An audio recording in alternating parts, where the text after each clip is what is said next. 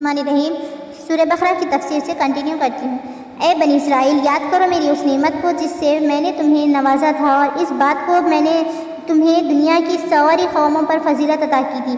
اور ڈرو اس دن سے جب کوئی کسی کے ذرا کام نہ آئے گا، اور نہ کسی کی طرف سے سفارش قبول ہوگی، اور نہ کسی کو فدیہ لے کر چھوڑا جائے گا، اور نہ مجرموں کو کہیں سے مدد مل سکے گی۔ یاد کرو وہ وقت جب ہم نے تم کو فرعونیوں کی غلامی سے نجات بخشی۔ انہوں نے تمہیں سخت عذاب میں مبتلا کر رکھا تھا، تمہارے لڑکوں کو ذبح کرتے تھے اور تمہاری لڑکیوں کو زندہ رہنے دیتے تھے، اور اس حالت میں تمہارے رب کی طرف سے بڑی آزمائش تھی۔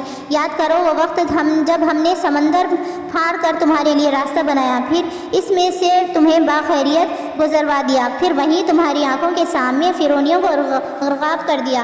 یاد کرو جب ہم نے موسیٰ علیہ السلام کو 40 شبانہ روزی کی قرارداد پر بلایا، تو اس کے پیچھے تم بچھڑے کو اپنی معبود بنا بیٹھے۔ اس وقت تم نے بڑی زیادتی کی تھی، مگر اس پر بھی ہم نے تمہیں معاف کر دیا کہ شاید اب تم شکر گزار بنو۔ یاد کرو تم ٹھیک اس وقت جب تم نے یہ ظلم کر رہے تھے، ہم نے موسیٰ علیہ السلام کو کتاب اور فرقان عطا کی تاکہ تم اس کے ذریعے سے سیدھے راستے پا سکو۔ یاد کرو جب موسیٰ علیہ السلام یہ نعمت لیے ہوئے پلٹا تو اس نے اپنی قوم سے کہا کہ لوگوں، ہم نے بچھڑے کو معبود بنا کر اپنے اوپر سخت ظلم کیا ہے، لہذا تم لوگ اپنے خالق کے حضور توبہ کرو اور اپنی جانوں کو ہلاک کرو، اسی میں تمہارے خالق کے نزدیک تمہارے بہتری ہے۔ اس وقت تمہارے خالق نے تمہاری دعا قبول کر لی کہ وہ بڑا معاف کرنے والا ہے، رحم فرمانے والا ہے۔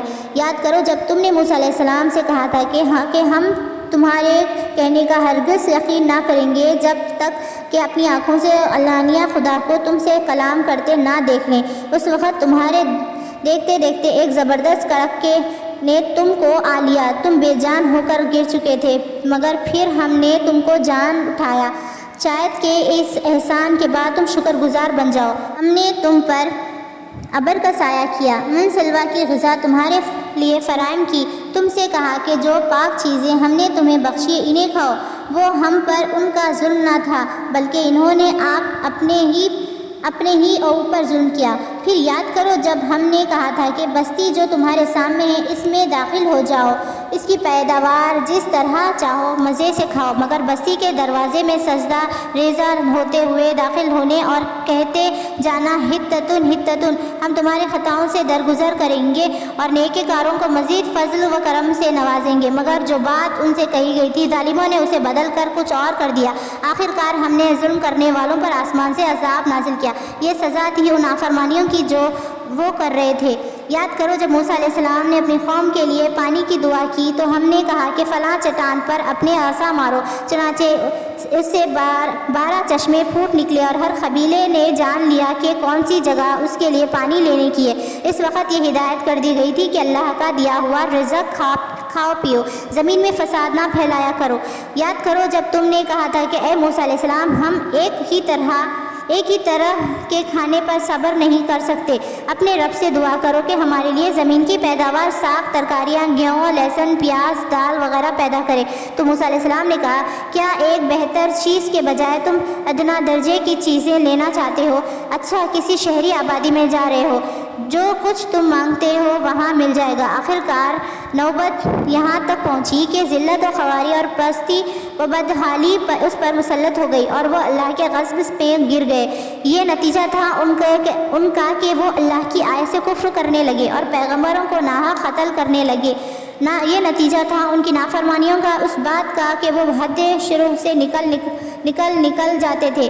یقیناً یہ جانو کہ نبی عربی کو ماننے والے ہوں یا یہودی، عیسائی ہو یا سابی، جو بھی اللہ اور روز آخر پر ایمان لائے گا اور نیک عمل کرے گا، اس کا اجر اس کے رب کے پاس اور اس کے لیے کسی خوف اور رنج کا موقع نہیں ہے۔ یاد کرو وہ وقت جب ہم نے طور کو تم پر اٹھا کر تم سے پختہ عہد لیا تھا اور کہا تھا کہ جو کتاب ہم تمہیں دے رہے ہیں اسے مضبوطی کے ساتھ تھامنا، اور جو احکام و ہدایت اس میں درج ہے انہیں یاد رکھنا۔ اس ذریعے سے توقع کی جا سکتی ہے کہ تم تقویٰ کی روش پر چل سکو گے، مگر اس کے بعد تم اپنے عہد سے پھر گئے۔ اس پر بھی اللہ کے فضل اور اس کی رحمت نے تمہارا ساتھ نہ چھوڑا، ورنہ تم کبھی کے تباہ ہو چکے تھے۔ پھر تمہیں اپنی قوم کے ان لوگوں کے قصہ تو معلوم ہی ہے جنہوں نے سبت کا قانون توڑا تھا۔